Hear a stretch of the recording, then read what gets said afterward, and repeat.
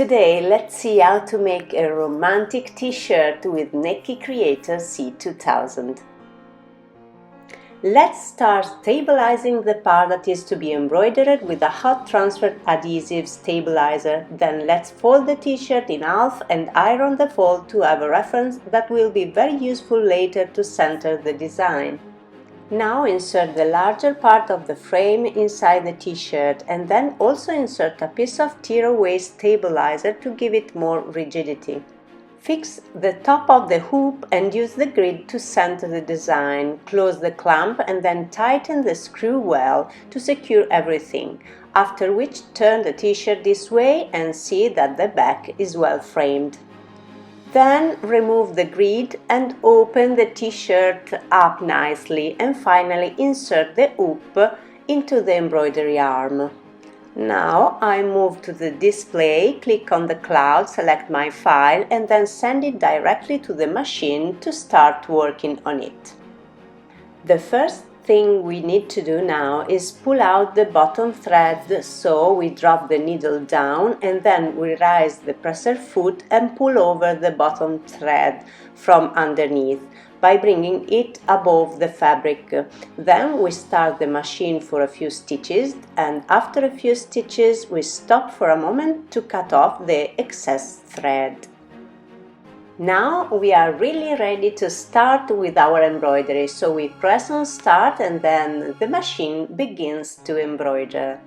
Of course, we always have to be very careful so that the shirt does not end up under the embroidery, so we can also stop the outer part with some pins, for example.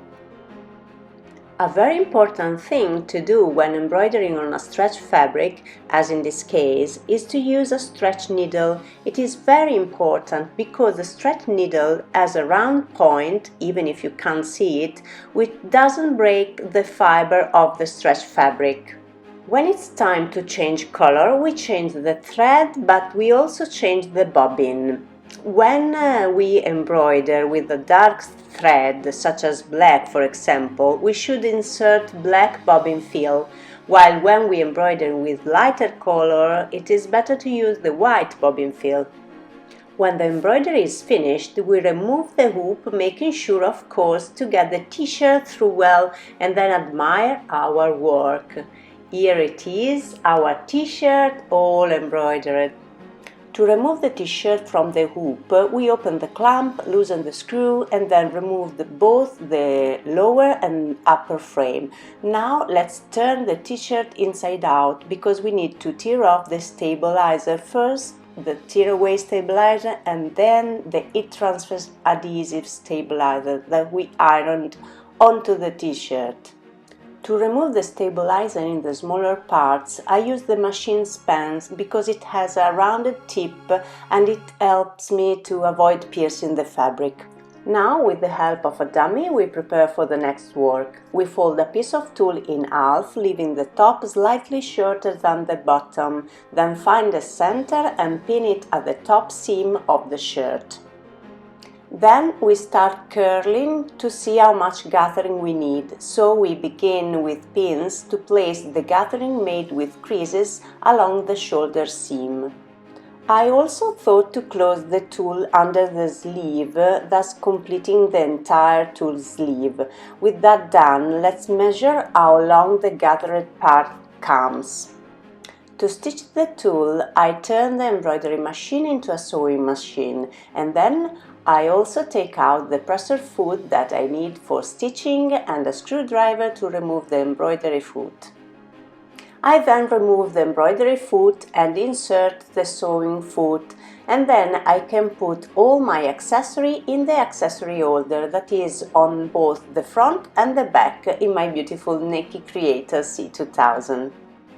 Since I will then have to do a zigzag stitching that involves a width, I also change the plate, so I remove the embroidery plate and then I insert the sewing plate. For a better tension, it would also be better to chain the bobbin basket. I then put in a dark bobbin thread because I need to sew in black.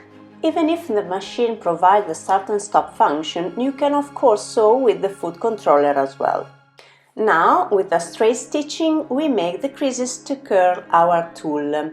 When we sew, we need the needle to always stop in the lower position, so we can click the little icon on the display to get precisely this function of the needle, and then we help ourselves with the screwdriver to make the creases.